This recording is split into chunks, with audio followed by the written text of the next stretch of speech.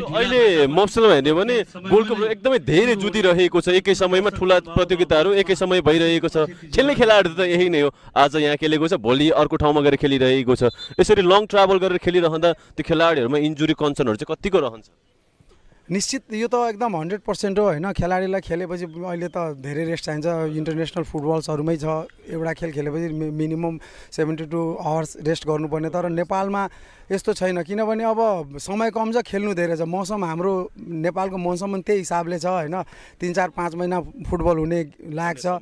हजुर, तर अब हामीले यो एकचोटि हाम्रो नेपाल एनएफएलले क्याटेगोरी छुट्याएको थियो, यो गोल्ड कपमा यो ए डिभिजन टिमहरू खेल्ने हो।